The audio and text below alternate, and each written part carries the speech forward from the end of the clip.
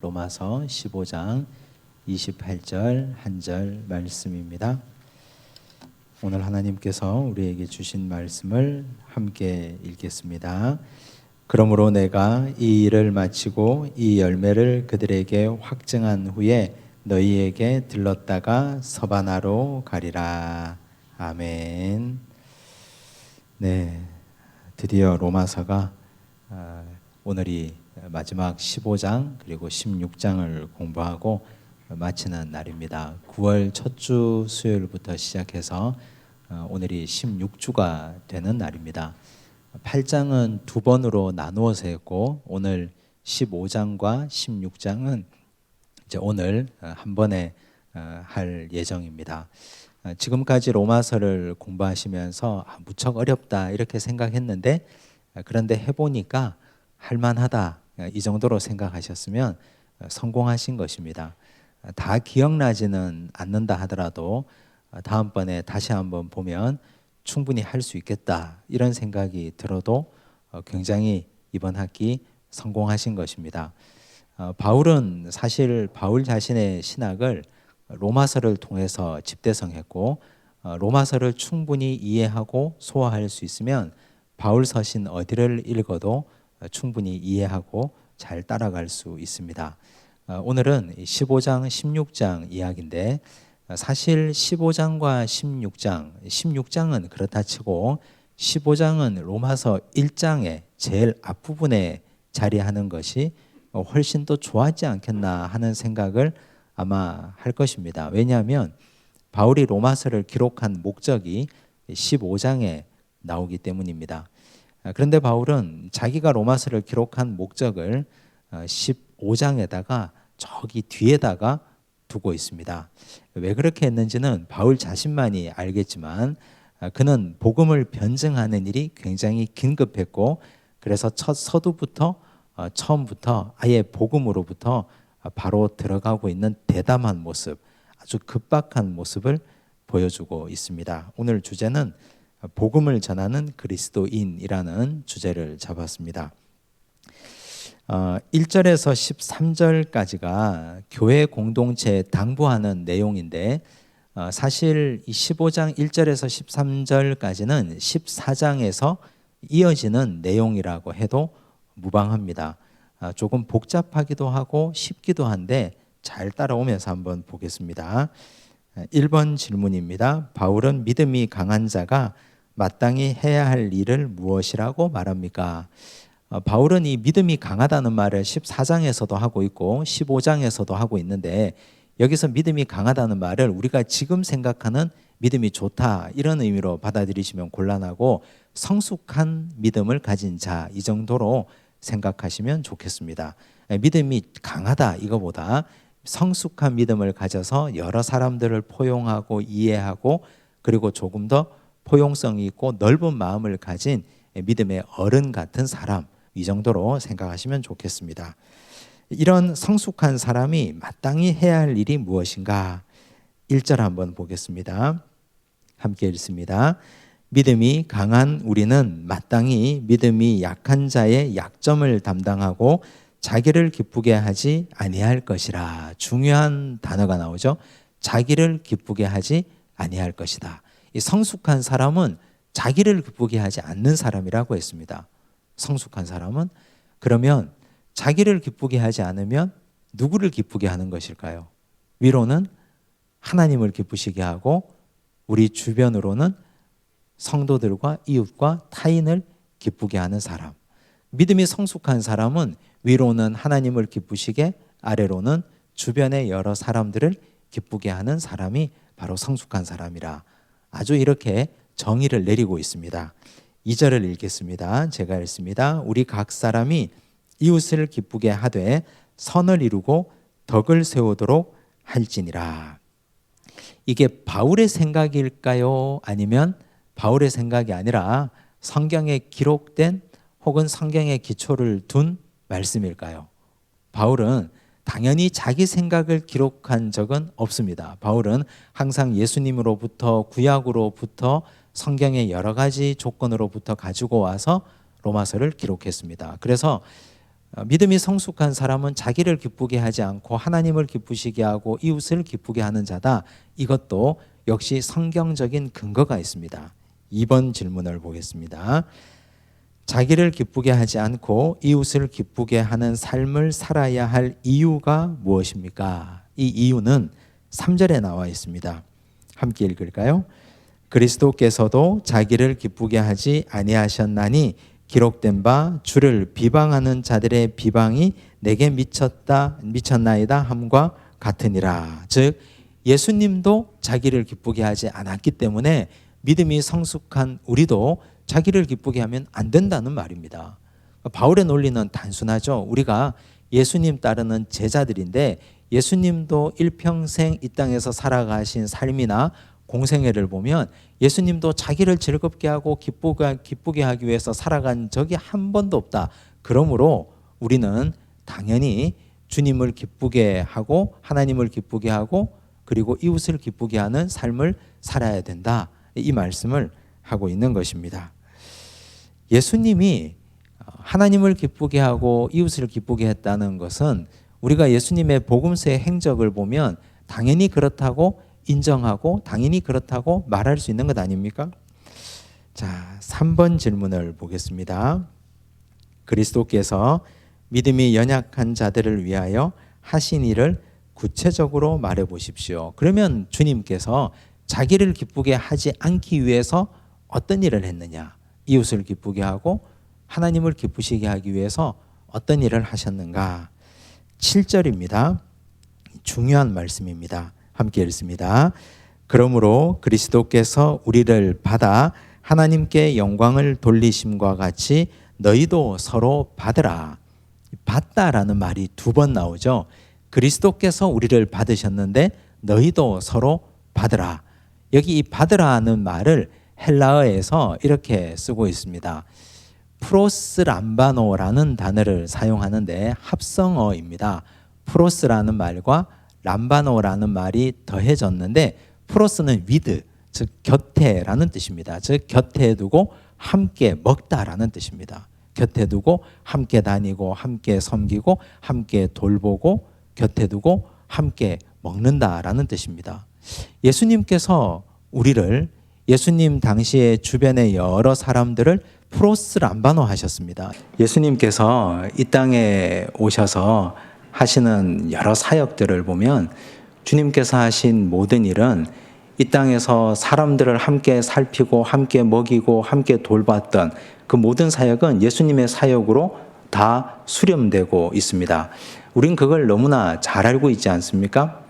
예수님께서 여러 사람들을 받을 수 없는 사람들도 함께 받고 수용하신 것처럼 너희도 받을 수 없는 사람들을 함께 받고 수용하라.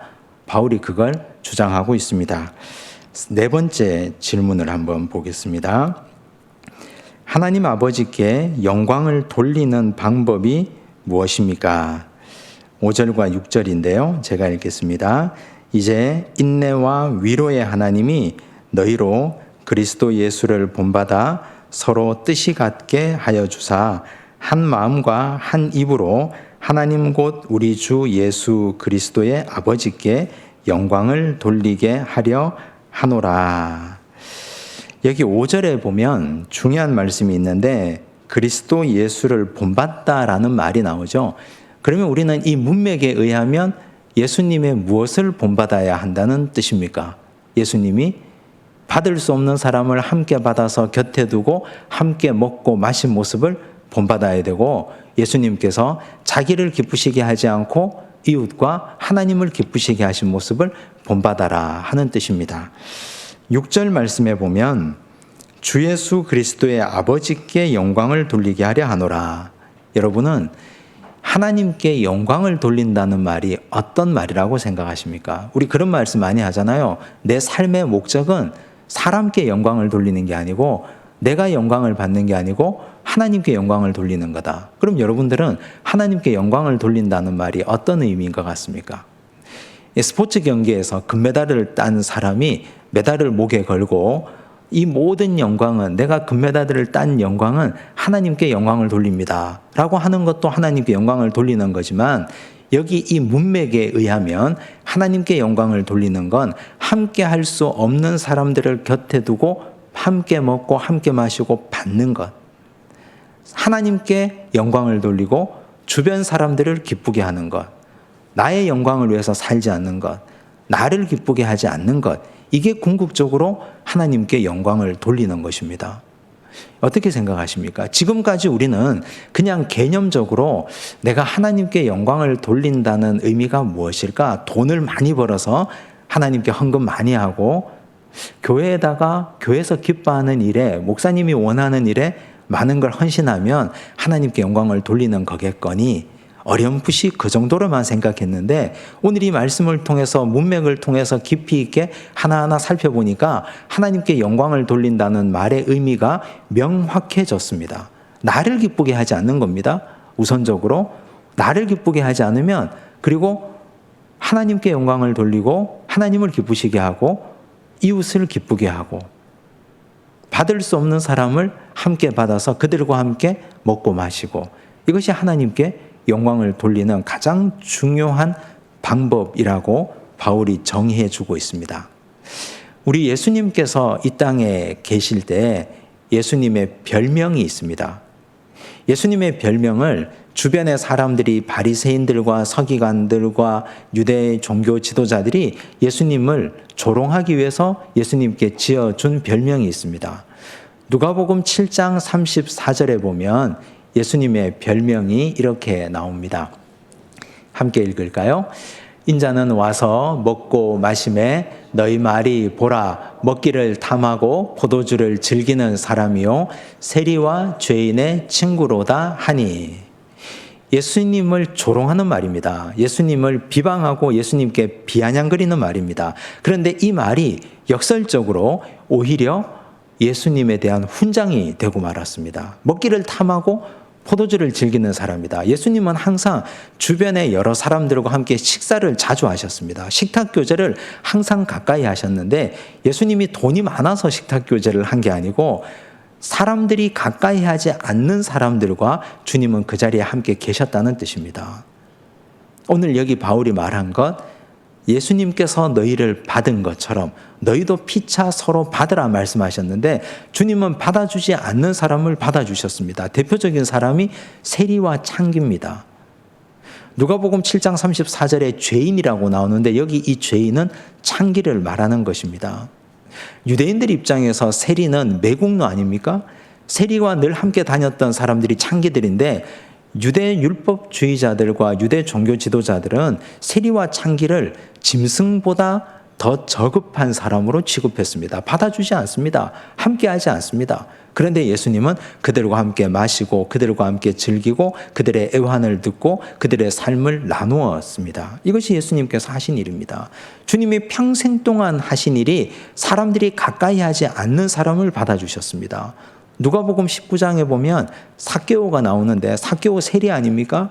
예수님께서 예루살렘으로 가는 그 바쁜 발걸음, 십자가지로 가는 그 바쁜 발걸음 가운데에도 주님이 여리고에 들어가서 지나가려고 하시다가 삭개오를 만났습니다. 삭개오의 눈과 예수님의 눈이 마주쳤는데 주님은 차마 그냥 갈 수 없어서 삭개오를 불러다가 내가 오늘 너희 집에 유하여야 하겠다 이 말씀을 하시는 순간 여리고 성에 있는 모든 사람들이 다 수근거렸습니다. 예수님을 다 비방했습니다. 뭐라고 비방했을까요? 예수님도 별 수 없구나. 예수님도 삭개오의 돈에 결국은 끌려서 들어가고 마는구나. 사람들은 숱한 여러 가지 비방거리로 예수님을 욕하고 뒤에서 비방했지 않겠습니까? 그럼에도 불구하고 주님은 여러 사람들이 받아주지 않는 사람을 함께 받고 그들을 곁에 두고 함께 먹고 나누셨습니다. 이것이 예수님의 별명입니다. 예수님의 평생의 사역이 그러했습니다. 심지어 예수님이 십자가에 달려서 숨이 끊어지는 그 순간까지도 주님은 십자가에서 한 강도를 받아주셨습니다. 그들은 예수님과 격이 다른 인간 아닙니까? 예수님은 죄가 없이 십자가에 달렸지만 그들은 죽임당할 만한 죄를 지고 십자가에 달렸는데 주님은 그 순간에까지 그들을 받아주셨습니다. 누가복음 23장 42절 43절을 보겠습니다. 함께 읽겠습니다. 이르되 예수여 당신의 나라에 임하실 때에 나를 기억하소서 하니 예수께서 이르시되 내가 진실로 네게 이르노니 오늘 네가 나와 함께 낙원에 있으리라 하시니라. 그 사람이 딱 한마디 했습니다. 예수님께. 물론 그 앞에 여러 말이 있었지만 예수님을 향하여 한 말은 딱 이 한마디입니다. 예수님, 나를 기억해 달라고. 그때 주님께서 하신 말씀이 오늘 네가 나와 함께 낙원에 있을 것이다. 주님은 마지막 순간까지 이 땅에서 목숨이 끊어지는 그 순간까지 영혼 구원을 위해서 전심전력을 기울이셨습니다. 받아들일 수 없는 사람을 십자가에 달린 강도까지 받아들여 주시는 우리 주님. 이것이 하나님께 큰 영광을 올리는 비결이었습니다. 우리는 하나님께 어떤 식으로 영광을 올리고 있습니까? 돈을 많이 벌어서 헌금 많이 하면 영광을 올릴 것 같지만 사실 말씀대로 성경대로 하는 하나님께 영광을 드리는 방법은 받아주지 않는 사람을 영접하는 것입니다. 하나님을 기쁘게 하고 이웃을 기쁘게 하고 나의 기쁨을 위해서 살지 않는 것. 하나님 가장 기뻐하십니다. 기억하시기 바랍니다.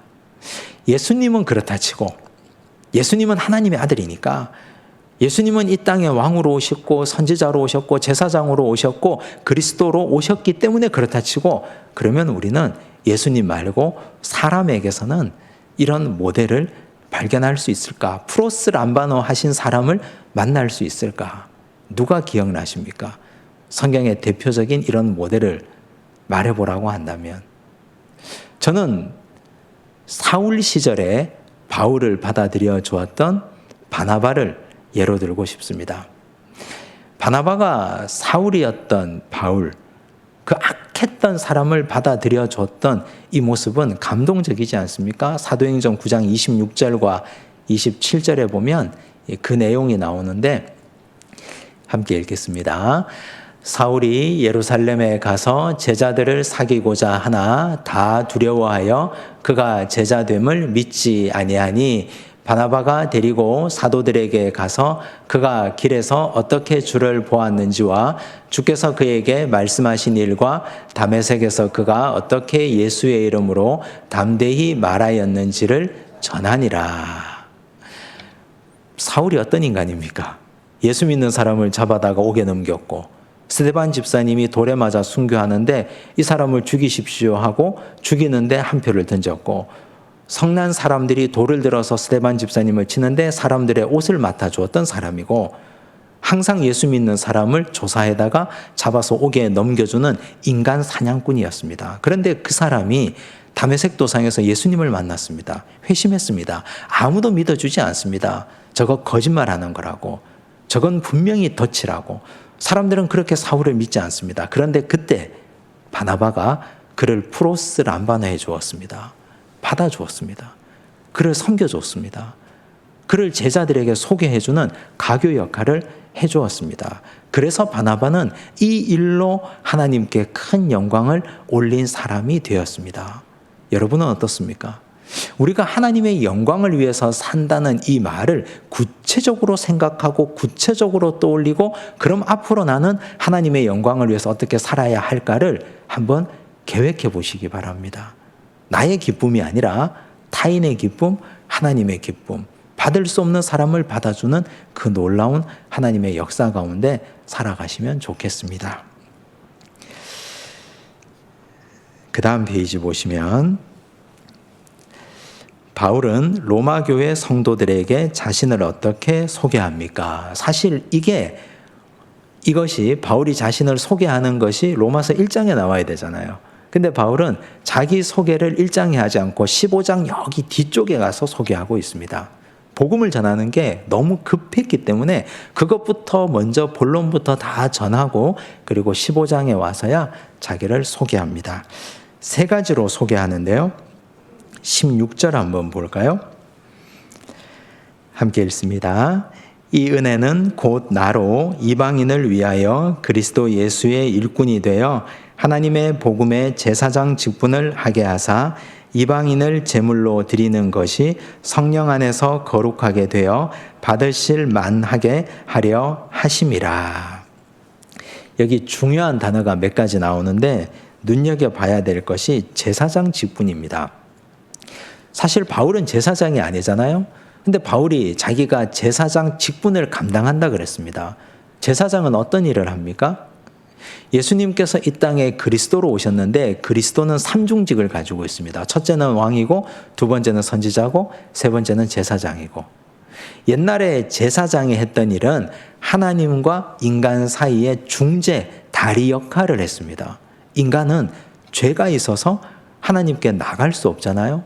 하나님도 죄 지은 인간이 그냥 그대로 오는 걸 원치 않았습니다. 하나님은 중간에 제사장을 세워서 인간을 대리하게 했습니다. 그래서 인간이 짐승을 가지고 제사장에게 가면 제사장 앞에서 인간이 짐승을 잡습니다. 제사장은 피를 받습니다. 그 피를 성전 제단에다가 거룩하다 하고 7번 핏뿌림의 예를 드립니다. 그리고 나서 하나님께 예배를 드립니다. 그리고 이 사람의 죄를 전가하고 없이 해줍니다. 즉 하나님과 인간 사이의 중재자의 역할을 하는 분이 바로 제사장이었습니다. 그런데 예수께서 오시고 나서는 예수님은 참 제사장이 되셨습니다. 인간 제사장이 이제는 더 이상 의미 없어졌고 예수 그리스도께서 참 제사장이 되셔서 하나님과 인간 사이에 가교, 다리 역할을 하셨습니다. 그런데 바울은 자기를 소개할 때 제사장이라고 소개하고 있습니다. 다시 16절을 보시면 곧 나로 이방인을 위하여 그리스도 예수의 일꾼이 되어 하나님의 복음의 제사장 직분을 하게 하사. 제사장인데 누구를 위한 제사장입니까? 이방인을 위한 제사장. 이 말은 이방인과 하나님 사이에 나는 다리 역할을 하고 있는 제사장입니다. 이 뜻입니다. 그래서 이 말은 바울은 예수님께서 바울을 만나주시고 처음에 그에게 하신 말씀, 이방을 위하여 택한 나의 그릇이다 하신 이 말씀을 그는 지금도 굳게 붙잡고 사역하고 살아가고 있는 것입니다.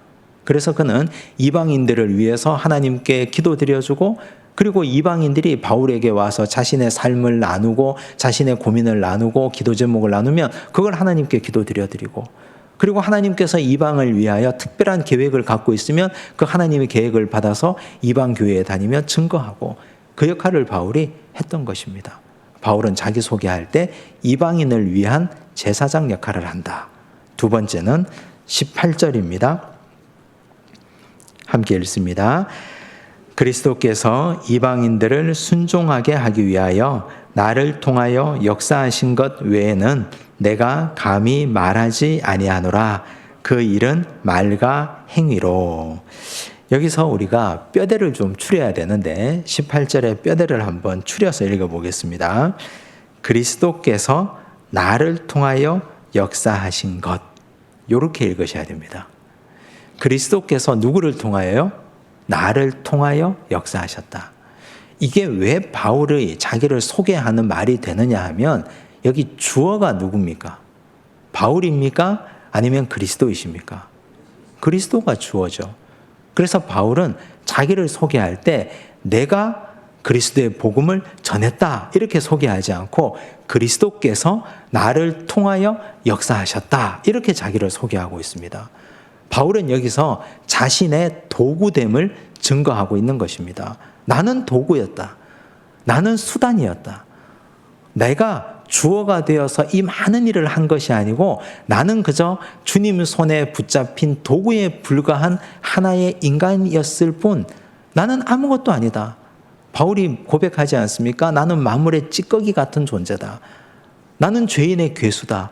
나는 작은 자 중에 가장 작은 자다. 이 말과 맥을 같이 하고 있는 말씀입니다. 우리는 어떻습니까? 바울의 이 고백을 보면 사실 일평생 신앙생활 쭉 하다가 보면 자랑하고 싶은 게 좀 있잖아요. 남들은 인정하건 안 하건 나는 그래도 이거 하나만은 잘했다. 그래도 나는 이 일은 정말 잘했다. 한 교회에서 중직을 맡아서 수십 년 동안 오랫동안 사역하고 봉사하다 보면 내가 이 교회에서 한 일이 얼마나 많은지 셀 수 없을 만큼 굉장히 많습니다. 그런데 그 모든 것은 자랑거리가 아니고 그리스도께서 나를 통하여 역사하신 것이다. 이렇게 해야 정상입니다. 우리 모든 그리스도인들은, 목회자뿐 아니라 성도들까지 우리는 하나님의 손에 붙잡힌 하나의 도구일 뿐 내가 주어가 되고 내가 주체가 되어서 일할 수 없는 존재입니다. 하나님의 도구됨을 인정하셔야 됩니다. 하나님의 도구됨을 인정하게 되면 그 다음 어떤 역사가 일어나느냐? 나를 정결하게 만들게 됩니다. 나를 정결하게. 악기를 연주하시는 분들은 잘 아실 텐데 울림통이 있는 악기를 연주해 보면 만약 울림통이 미세한 균열이 가 있으면 절대로 소리가 좋은 소리가 나지 않습니다. 미세한 균열이 사람 눈에 보이지 않을 만큼, 사람에게 눈에 띄지 않을 만큼 아주 작은 균열이 가 있어도 울림통이 크게 울리지 않고 소리가 멀리 뻗어나가지 않습니다. 깨졌기 때문에. 울림통이 깨끗해야 소리가 멀리 가고 맑은 소리가 나는 법입니다. 우리는 도구입니다. 내가 하나님의 도구로 쓰임받는다라고 생각하면 하나님께서 나를 쓰시기에 좋도록 나를 깨끗하게 비워놔야 됩니다. 언제 어디서든 하나님이 나를 쓰시기 좋도록. 다른 것으로 가득 차 있으면 나는 도구됨의 사명을 감당할 수가 없습니다. 하나님이 나를 쓰겠다 하는데 더러워져 있으면 어떻게 쓰시겠습니까? 주인의 집에 금그릇도 있고 은그릇도 있고 질그릇도 있고 나무그릇도 있는데 주인이 쓰시기에 좋은 그릇이 어떤 그릇이라 했습니까? 깨끗하게 자기를 비워서 깨끗한 그릇이라고 말씀했지 않습니까? 금그릇도 은그릇도 필요 없고 깨끗한 그릇이 주인 쓰시기에 좋은 그릇입니다. 목회자가 항상 말씀을 준비하고 전하는 사명을 감당해야 되는데 도구이지 않습니까? 하나님이 붙들고 사용하시는 도구인데 이 도구된 자의 사명을 감당하기 위해서는 목회자는 자기를 정결하게 해야 됩니다. 깨끗하게, 영적으로 그리고 육적으로. 그렇지 않으면 도구된 자의 사명을 감당할 수가 없습니다. 우리가 평신도들도 우리도 교회에서 맡은 사명이 크고 작은 사명들이 여러 가지들이 있는데 그 사명을 감당하기 위해서는 도구된 자로 자기를 정결하게 비워놔야 됩니다. 그렇지 않으면 그 그릇에다가 하나님께서 어떤 것도 담지 않으십니다. 기억하셔야 됩니다. 바울은 자기를 도구라고 소개하고 있습니다. 20절입니다. 함께 읽습니다. 또 내가 그리스도의 이름을 부르는 곳에는 복음을 전하지 않기를 힘썼노니 이는 남의 터 위에 건축하지 아니하려 함이라. 이렇게 하기가 쉽지 않거든요. 바울은 자기가 복음을 전하고 자기가 선교하는데 하나의 중요한 원칙을 세웠습니다. 누군가가 교회를 세웠으면 거기에는 복음을 전하지 않겠다. 왜냐하면 거기에 이미 교회가 세워졌기 때문에. 이건 중요한 선교 원칙입니다. 이런 선교 원칙을 따라서 선교해야 함에도 불구하고 과연 오늘날 선교 현장에서는 이 원칙이 지켜지고 있을까요? 그렇지 않습니다. 그런데 옛날에 한 100여 년 전에 이 땅에 복음이 처음 전파되고 들어올 때는 이런 원칙이 지켜졌습니다.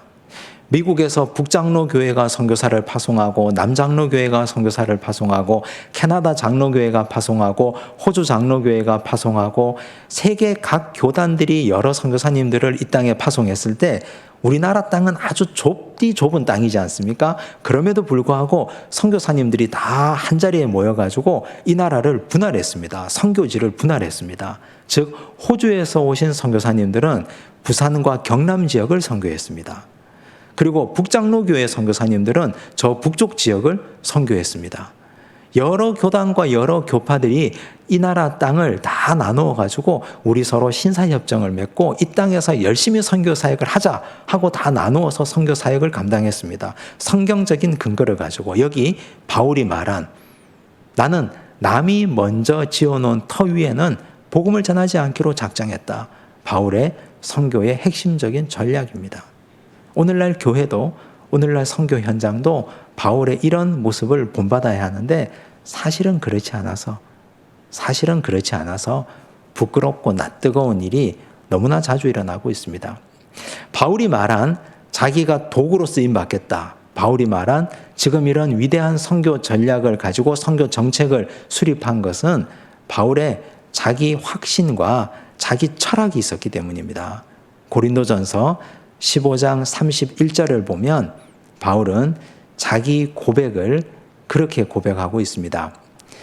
함께 읽겠습니다. 형제들아, 내가 그리스도 예수 우리 주 안에서 가진 바 너희에 대한 나의 자랑을 두고 단언하노니 나는 날마다 죽노라. 나는 날마다 죽노라. 바울이 이 고백을 왜 했을까요? 바울 마음속에 항상 인간적이고 이기적인 욕심이 계속해서 올라오기 때문입니다. 바울 자신도 남의 터 위에 집 짓고 싶은 욕심이 올라오기 때문에, 그리고 바울 자신도 내가 도구 되는 것이 아니라 내가 주인공이 되어서 한번 크게 휘저어보고 싶은 마음이 올라오기 때문에, 그래서 바울은 나는 날마다 죽노라 고백한 것입니다. 우리도 하나님 말씀대로 하나님 영광 위에서 살기 위해서는 자기 죽음을 매일 고백해야 됩니다. 나는 날마다 죽노라. 말씀대로 살아서 나는 날마다 나의 자아와 정과 욕심을 십자가에 못 박는 삶을 매일 살아야 됩니다.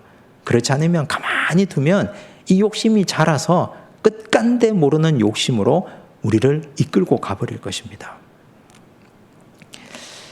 바울이 로마서를 기록한 이유가 무엇입니까?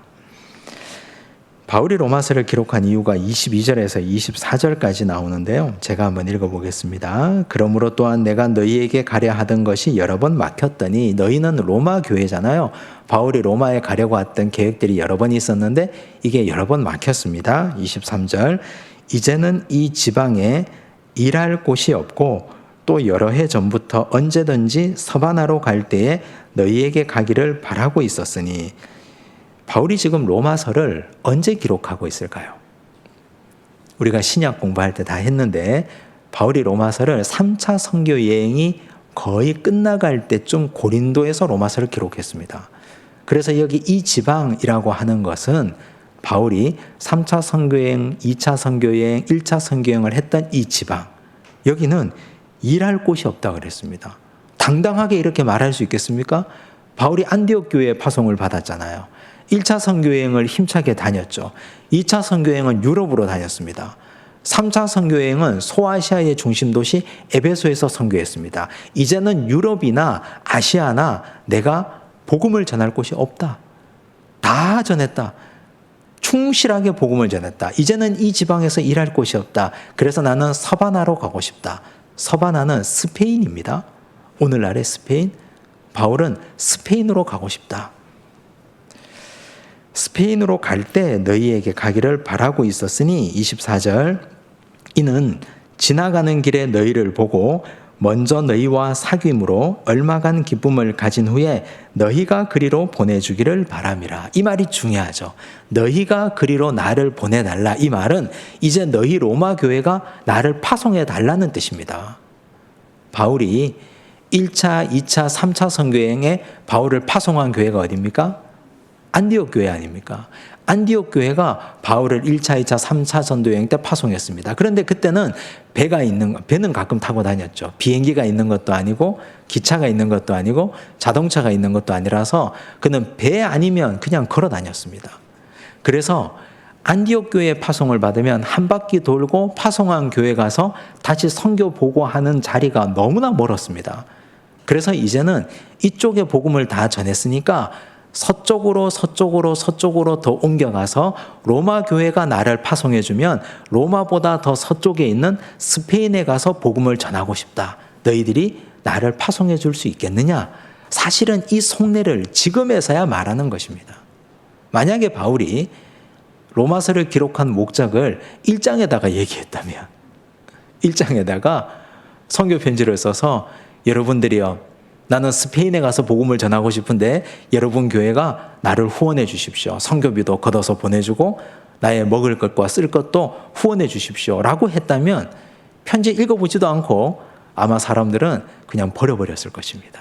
그런데 바울이 전한 복음이 1장부터 11장까지 교리적인 부분이 있고 12장부터 쭉 이어서 은혜로운 말씀이 있고, 그리고 나서 바울이 이 말씀을 전하고 있으니까 이 정도 사람이라면, 이 정도 진리 위에 복음 위에 굳게 선 분이라면 우리 로마 교회가 이분을 파송해서 얼마든지 선교할 수 있도록 뒷받침해 드려야 되지 않겠는가?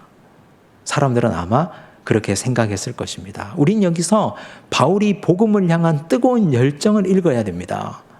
사실 그가 멈춰도 되잖아요. 이제 이 정도 했으면 되잖아요. 그가 이룬 일이 얼마나 많습니까? 그런데 그는 거기서 멈추지 않습니다. 로마 교회에 파송을 받아서 스페인으로 가서도 다시 한번 복음을 전하고 싶다. 그는 복음 전하다가 죽더라도 그렇게 죽는 것이 가장 행복한 죽음인 것을 그는 고백하고 깨닫고 그렇게 살다가 죽으려고 결단한 사람이었습니다. 3번 질문입니다. 바울이 로마서를 기록한 후에 가진 계획이 무엇입니까? 바울은 로마에 가기 전에 편지부터 먼저 보냈습니다. 편지가 먼저 갔어요. 그 다음에 바울이 하고 싶은 것이 뭘까요? 당연히 로마에 가고 싶겠죠. 이제 그런 계획을 여기서 얘기합니다. 25절, 그러나 이제는 내가 성도를 섬기는 일로 예루살렘에 가노니. 예루살렘에 간다 그랬어요. 어떤 일로? 성도를 섬기는 일로. 성도 섬기는 일이 뭘까요? 예루살렘 교회에 기근이 들었습니다. 예루살렘 교회는 첫 번째 교회, 어머니 교회, 모교회 아닙니까? 예루살렘 교회가 안디옥 교회를 개척했고 안디옥 교회가 바울을 파송해서 이렇게 복음이 전 세계적으로 전파되고 있는 것 아닙니까? 그래서 예루살렘 모교회가 기근이 들어서 내가 이곳저곳을 다니면서 헌금을 거두어서 예루살렘에 가서 전달하고 그 다음에 너희에게 가겠다. 이 말을 하는 겁니다. 26절, 이는 마게도냐와 아가야 사람들이 예루살렘 성도 중 가난한 자들을 위하여 기쁘게 얼마를 연보하였음이라. 저희가 기뻐서 하였거니와 또한 저희는 그들에게 빚진 자니. 무엇을 빚졌을까요? 예루살렘 교회에 복음을 빚졌잖아요. 첫 번째 교회니까. 만일 이방인들이 그들의 영적인 것을 나눠 가졌으면 육적인 것으로 그들을 섬기는 것이 마땅하니라. 그러므로 내가 이 일을 마치고, 이 일은 헌금 전달하는 일이에요. 헌금 전달하는 일을 예루살렘에 가서 마치고 이 열매를 그들에게 확정한 후에 너희에게 들렀다가, 너희는 로마죠? 로마에 들렀다가 서바나로 가리라. 스페인으로 가겠다. 이런 아주 원대한 계획을 세우고 있습니다. 뒷페이지 보시면 바울이 이제 이런 계획을 세웠던 배경을 제가 사도행전 말씀을 하나하나 적어두었습니다. 근데 바울은 이 로마에 대한 꿈을 언제부터 가졌을까요? 요즘 우리 새벽기도 말씀이 사도행전을 하고 있잖아요.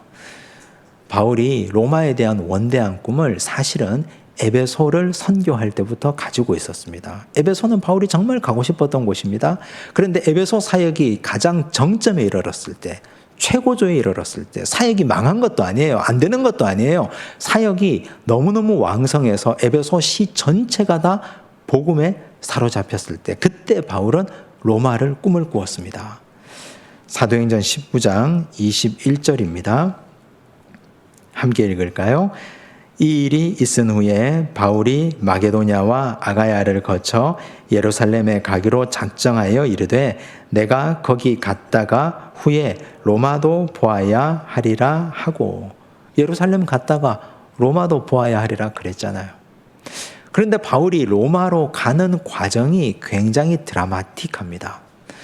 바울이 헌금을 가지고 예루살렘에 가잖아요. 그런데 예루살렘에는 바울을 잡으려고 하는 무리들이 기다리고 있었습니다. 성령이 이미 바울에게 그 얘기를 했어요. 근데 바울은 아랑곳하지 않습니다. 헌금 전달하러 갔습니다. 헌금 전달한 후에 거기서 체포당합니다.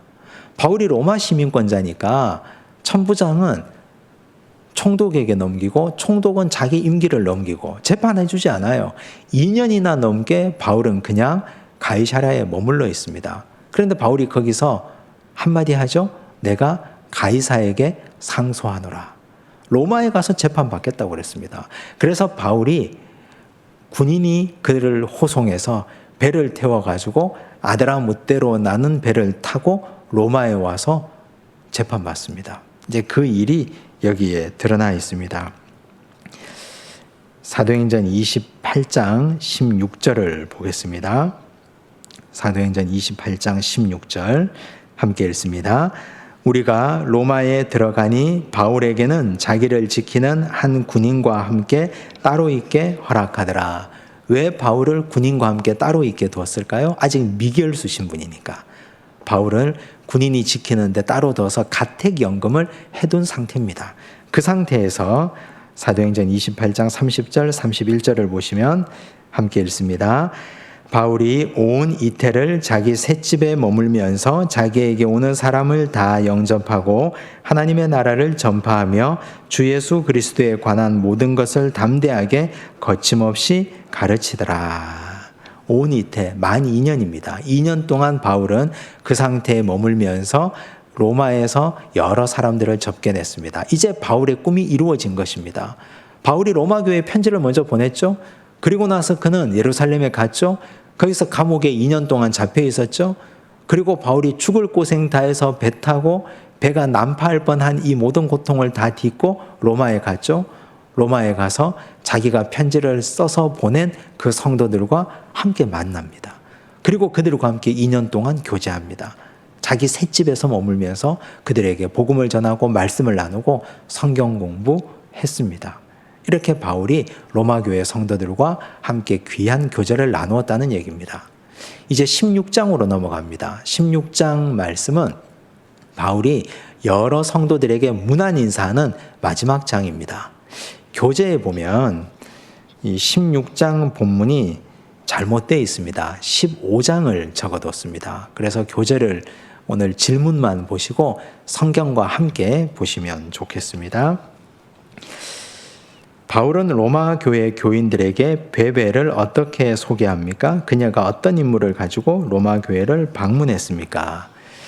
1절과 2절을 볼게요. 16장 1절과 2절 제가 읽습니다. 내가 갱그레아 교회의 일꾼으로 있는 우리 자매 베베를 너희에게 추천하노니 너희는 주 안에서 성도들의 합당한 예절로 그를 영접하고 무엇이든지 그에게 소용되는 바를 도와줄지니 이는 그가 여러 사람과 나의 보호자가 되었음이라.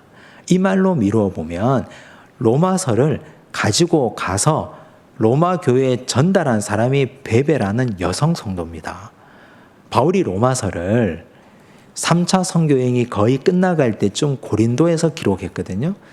고린도를 갱그레아 교회와 같은 이름을 하고 봅니다. 그래서 고린도 교회의 일꾼이었던 베베라는 자매의 손에 들려서 이 편지를 가지고 가서 로마 교회에 전달하라 그랬습니다. 대단하지 않습니까? 여성이 여자의 몸으로 편지를 가지고 로마까지 가서 이 편지를 전달합니다. 그런데 바울이 베베라는 여성을 소개할 때 그는 여러 사람과 나의 보호자라 그랬습니다. 베베라는 이름을 우리가 그냥 읽어보면 한번 상상해 보십시오. 어떤 얼굴을 가진 여성이었을까? 마르고 갸냘픈 여성이었을까? 아니면 몸집이 좀 있고 우락부락하고 힘이 좀 센 그런 여성이었을까? 상상하기 나름입니다만 중요한 사실은 베베라는 여성이 여러 사람들을 돌보는 여성이었고 바울의 보호자가 되었던 여성입니다. 그리고 바울이 이 중요한 로마서라는 편지를 그녀의 손에 들려서 로마 교회에 전달하라고 할 만큼 바울이 확실하게 신뢰하고 믿음을 주었던 사람입니다. 우리는 이런 정도의 신뢰받는 사람인가? 교회 공동체에서 여러 사람들이 나를 믿어주고 있는가? 하나님이 나를 믿어주고 신뢰하고 있는가? 하나님은 나에게 어떤 심부름을 시키실까? 하나님은 나에게 어떤 사명을 주실까? 이걸 한번 생각해 보십시오. 베베라는 여성은 아주 영광스러운 사명을 받은 인물이었습니다. 사람들이 볼 때 믿음을 주는 사람이 되어야 됩니다. 이분에게 맡기면 일이 확실해. 이분에게 맡기면 안 되는 일도 되고 이분에게 맡기면 하나님께서 가장 기뻐하시는 좋은 결과가 나올 것이라는 그런 확실한 믿음을 주는 사람이 되어야 됩니다. 베베는 그런 의미에서 훌륭한 신뢰를 주는 여인이었습니다. 또 이어서 아주 훌륭한 인물이 나옵니다. 3절에서 5절을 보시면 브리스길라와 아굴라가 나오는데요. 제가 읽겠습니다. 너희는 그리스도 예수 안에서 나의 동역자들인 브리스가와 아굴라에게 문안하라. 그들은 내 목숨을 위하여 자기들의 목까지도 내놓았나니 나뿐 아니라 이방인의 모든 교회도 그들에게 감사하느니라. 또 저의 집에 있는 교회에도 무난하라. 저의 집에 있는 교회라 그랬습니다. 그러면 브리스길라와 아굴라가 로마에 와서 자기 가정교회를 세웠다는 뜻 아닙니까? 로마 교회 성도들이 브리스길라와 아굴라가 세운 가정교회에서 신앙생활을 하고 있다는 증거입니다. 그런데 브리스길라와 아굴라는 언제 로마로 가서 로마 교회를 개척했을까요? 브리스길라와 아굴라가 바울과 만났던 인연은 2차 선교 여행으로 올라갑니다. 좀 복잡해지는데 이건 신약 성경 서신서와 사도행전을 잘 이해하고 있으면 귀에 쏙쏙 들어옵니다. 바울이 사실 1차 선교 여행을 끝나고 2차 선교 여행을 갈 때 그는 에베소를 가고 싶었습니다. 아시아로. 성령께서 막았습니다. 환상 중의 꿈에 마게도냐 사람 하나가 손짓합니다. 건너와서 우리를 도우라고. 바울이 두 손 두 발 다 들고 제가 성령께 순종하겠습니다 하고 유럽으로 갔습니다. 그런데 놀라운 사실은 바울이 유럽 선교에서 일생의 동역자를 만납니다. 브리스길라와 아굴라예요. 그들은 텐트 메이커였습니다. 천막을 만드는 사람. 생업이 같았어요, 바울과. 그런데 그들이 바울과 만나서 의기투합했습니다. 바울이 전한 복음을 듣고 그들이 새로운 세계를 보았습니다. 이 사람이야말로 우리가 믿고 내 일생을 맡겨도 될 만한 사람이다. 이 사람이야말로 하나님께서 함께 하시는 사람이다. 그래서 브리스길라와 아굴라는 그때 결단했습니다. 이분과 함께 끝까지 동행하겠다고. 바울은 2차 선교여행이 끝나고 3차 선교여행을 준비하기 위해서 안디옥에 선교 보고하러 갈 때 브리스길라와 아굴라를 에베소에 딱 떨어뜨려 놓습니다. 왜냐하면 바울이 3차 선교여행을 에베소로 결정했기 때문입니다. 브리스길라와 아굴라가 에베소에서 뭘 했을까요? 바울이 오기 전에 개척하고 있었겠죠. 전도하고 있었겠죠. 그곳에서 브리스길라와 아굴라는 놀라운 사역을 감당했는데 그 중에 대표적인 것이 아볼로를 만난 사건입니다. 교재에 나와 있는데요. 사도행전 18장 24절에서 26절인데요. 제가 읽겠습니다. 알렉산드리아에서 난 아볼로라 하는 유대인이 에베소에 이르니 이 사람은 언변이 좋고 성경에 능통한 자라.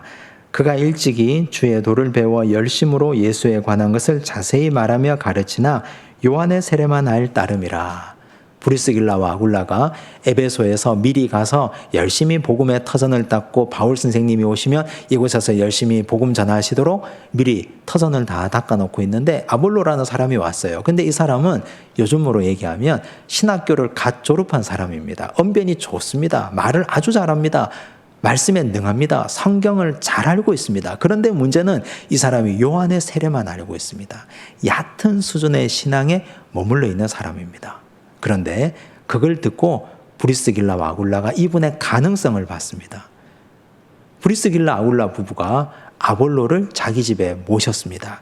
26절을 볼게요. 그가 회당에서 담대히 말하기 시작하거늘 브리스길라와 아굴라가 듣고 데려다가 하나님의 도를 더 정확하게 풀어 이러더라. 요즘으로 말하면 평신도 집사님이 신학교를 졸업한 전도사님을 자기 집에 데려다가 깊이 있는 말씀을 전해서 그를 새롭게 했다는 뜻입니다. 얼마나 대단한 사람입니까? 이분들이 에베소를 하나님의 은혜와 바울의 능력을 따라서 그 자리에서 교회를 아주 부흥시켰습니다. 그런데 바울이 에베소에서 결단을 하죠. 에베소가 한창 흥왕했을 때 내가 로마도 보아야 하리라. 그 결단을 듣고 브리스길라와 아굴라가 그때 로마로 간 거예요. 그때 로마로 가서 그 로마에서 자기 가정교회를 세우고 교인들을 개척하고 교인들을 모아놓은 것입니다. 그래서 지금 브리스길라와 아굴라가 로마 교회에 있는 겁니다. 바울이 거기에 편지를 쓰면서 브리스가와 아굴라에게도 문안하라. 그는 나를 위하여 자신의 목숨까지도 내어놓은 사람들이다. 대단하지 않습니까? 목회를 하면서 목회자인 제가 간절하게 바라고 간절하게 소원하는 바가 있다면 하나님 목회하면서 브리스길라와 아굴라 같은 동역자를 허락해 주십시오. 이런 분들을 허락해 주시면 하나님 나라의 복음을 서로 의기투합해서 함께 세워나가면 얼마나 좋겠습니까? 얼마나 행복하겠습니까? 우리가 함께 믿음 생활을 한다는 것이, 부부로 함께 산다는 것이 어떤 의미입니까? 가정에서 부부가 함께 산다는 것이 그저 자녀 낳고 가정생활하고 돈 많이 모아서 자녀들에게 유산 물려주고 그리고 나는 할 거 다 했다. 나중에 하나님 앞에 가서 하나님, 제가 복음을 위해서 이 정도로 헌신하고 이 정도로 도구가 되어서 살다 왔습니다. 브리스길라와 아굴라처럼 이렇게 헌신하는 사람이 되면 얼마나 멋진 인생입니까? 브리스길라와 아굴라가 부부로서 평신도 사역자로서 여느 목회자보다 훨씬 더 뛰어난 사역을 감당했습니다. 이런 사역자가 바울에게 있었다는 것은 바울에게는 하나님께서 주신 위대한 축복입니다. 혼자서는 사역을 감당할 수 없거든요. 에베소 교회에 먼저 가서 브리스길라 아굴라가 개척 사역을 하고 로마 교회에 먼저 가서 이 위대한 사역을 하고, 이건 하나님께서 그들에게 주신 축복이요, 바울에게 주신 위대한 선물입니다. 바울이 유럽에 가고 싶어 하지 않았거든요. 2차 선교행 유럽 그렇게 거부했는데 하나님의 뜻을 따라 가봤더니 이런 위대한 선물을 만났습니다. 하나님의 선물이 여기에 숨겨져 있었습니다. 순종하니까 하나님은 이런 훌륭한 선물을 주신 것 아닙니까? 5절을 보겠습니다. 또 저의 집에 있는 교회에도 문안하라. 내가 사랑하는 에베네도에게 문안하라. 그는 아시아에서 그리스도께 처음 맺은 열매니라. 바울이 아시아라고 말하는 것은 무조건 에베소입니다. 여기 에베네도라는 사람은요, 에베소의 첫 번째 열매입니다. 어떤 과정을 통해서 바울이 에베소에서 이 사람을 만나고 이 사람을 구원받게 했는지 성경은 자세한 건 기록하고 있지 않습니다. 그런데 역시 에베소에서 첫 번째 구원받은 이 사람도 지금 로마에 와 있습니다. 에베소 사역을 했던 브리스길라와 아굴라도 로마에 와 있고 에베네도도 로마에 와 있습니다. 바울이 여러 성도들에게 문안 인사를 하면서 왜 에베네도를 언급하고 있을까? 첫사랑이기 때문입니다. 첫사랑. 첫 번째 전도했던 사람. 바울이 에베소에서 첫 번째 회심시킨 사람이었기 때문에. 여러분들은 인간적으로도 사랑했던 첫사랑을 기억하실 테지만 내가 은혜를 받았던 예배당도 기억하실 테고 복음을 전했던 첫 번째 회심시킨 첫 번째 믿음의 열매도 아마 기억하실 것이고, 저는 목회자가 되어서 첫 번째 전한 설교를 기억하고 있습니다. 유치부 아이들에게 설교를 했는데, 신학생이 되고 유치부 아이들에게 첫 설교를 했는데 요나 설교를 했습니다. 그런데 유치부 아이들이 한 30-40명 정도 되는데 한두 명 빼고는 다 뛰어다녔습니다. 전부 다. 서서 뛰어다니고 울고 불고, 그때가 1월인가 2월인가 그랬는데 저는 온몸에 비 오듯이 땀이 흐르고 도대체 이걸 어떻게 해야 되나, 이 아이들 통제를 어떻게 해야 되나. 저는 요나서를 무척 사랑하는데 첫 번째 설교를 했기 때문에 그렇고, 지금도 유치부 아이들을 무척 사랑하는데 첫 번째 저의 목회의 대상이기 때문에 그렇습니다. 사람들은 이 첫사랑에 대한 기억은 누구나 잊지 못합니다. 바울도 로마서를 기록하면서 자기가 에베소 교회에서 첫 번째 맺었던 열매 에베네도에게 문안하라 기록하고 있습니다. 여기 또 한 사람, 중요한 사람이 나오는데 13절입니다. 함께 읽겠습니다. 주 안에서 택하심을 입은 루포와 그의 어머니에게 문안하라. 그의 어머니는 곧 내 어머니니라. 루포가 누굽니까? 루포를 알려면 마가복음 15장 21절을 봐야 되는데, 마가복음 15장 21절 함께 읽습니다. 마침 알렉산더와 루포의 아버지인 구레네 사람 시몬이 시골로부터 와서 지나가는데 그들이 그를 억지로 같이 가게 하여 예수의 십자가를 지우고. 구레네 사람 시몬의 아들이 루포입니다. 우리는 구레네 시몬을 이렇게 알고 있습니다. 억지로 예수의 십자가를 지고 골고다 언덕을 올라간 사람. 억지로 십자가 졌잖아요. 억지로. 그런데 억지로 진 십자가의 능력이 있었습니다. 시간이 한참 지나고 나서 그의 가정이 복음화됐습니다. 그는 어쩔 수 없이 그 자리에, 재수 없이 그냥 그 자리에 있다가 군인들에게 야, 너 일로 나와, 십자가 져, 이래서 내가 십자가 졌다고 생각할지 모르지만 그러나 억지로 진 십자가의 능력이 그의 가정을 구원했습니다. 로마 교회 교인이 되었습니다. 바울이 이렇게 말합니다. 구레네 사람 시몬의 아내를 바울이 자기의 어머니라고 얘기합니다. 그 가정의 믿음이 얼마나 더 깊어졌던지. 우린 가끔 이랬죠. 내가 그때 하필 그 전화 받아가지고 모르는 전화는 안 받는 게 상책인데 그 전화가 목사님 전화인지도 모르고 받아가지고 내가 하필 이 일에 엮여가지고 빠져나가지도 못하고 억지로 내가 몇 년째 이 고생을 하고 있는지 모른다고. 그런데 시간이 지나고 나면, 한참 시간이 지나고 나면 이런 역사가 일어날 겁니다. 알렉산더와 루퍼의 아버지 구레네 시몬이 억지로 십자가를 졌는데 로마 교회의 기둥이 됐잖아요. 그 가정이. 바울이 그의 아내를 내 어머니라고 고백할 만큼 그 가정의 믿음이 대단한 믿음의 명문 가문이 되었지 않습니까? 이런 역사는 오늘도, 이전도, 앞으로도 계속해서 일어날 것입니다. 바울이 이제 마지막 당부를 합니다. 17절 한번 볼게요. 함께 읽습니다. 형제들아, 내가 너희를 권하노니 너희가 배운 교훈을 거슬러 분쟁을 일으키거나 거치게 하는 자들을 살피고 그들에게서 떠나라. 살피고 떠나라. 교회는 항상 진짜 복음이 아닌 거짓 복음을 가지고 들어온 자들이 있습니다. 할례받아야 구원받는다. 아브라함의 혈통만 구원받는다. 이거 가짜 복음 아닙니까? 오늘날 교회 안에서도 이단, 사이비, 가짜 복음이 얼마나 많은지 모릅니다. 정식으로 신학교를 졸업한 목회자라 하더라도 목사님들이 강단에서 전하는 말씀이 다 진리의 말씀, 진리의 복음이 아니라는 사실을 우리는 깨어 기억하고 있어야 됩니다. 살피라 그랬잖아요. 이 살피라고 하는 말씀은 면밀하게 제대로 보라는 뜻입니다. 살펴서 떠나라. 분쟁하지 말고 조용히 떠나라 말씀하고 있습니다. 19절 보십시오. 함께 읽습니다. 너희의 순종함이 모든 사람에게 들리는지라. 그러므로 내가 너희로 말미암아 기뻐하노니 너희가 선한 데 지혜롭고 악한 데 미련하기를 원하노라. 선한 일은 뭘까요? 하나님 영광. 오늘 우리가 배웠잖아요. 악한 일은 뭘까요? 사람의 영광. 하나님 중심이 선한 것이고 사람 중심 되는 것이 악한 일입니다. 선한 일에 지혜롭고 악한 일에 미련하십시오. 바울은 이렇게 권면하고 있습니다. 마지막 26절과 27절 바울이 교회를 축복하는 말입니다. 우리 한 목소리로 로마서 마지막 16장 26절 27절을 함께 읽겠습니다.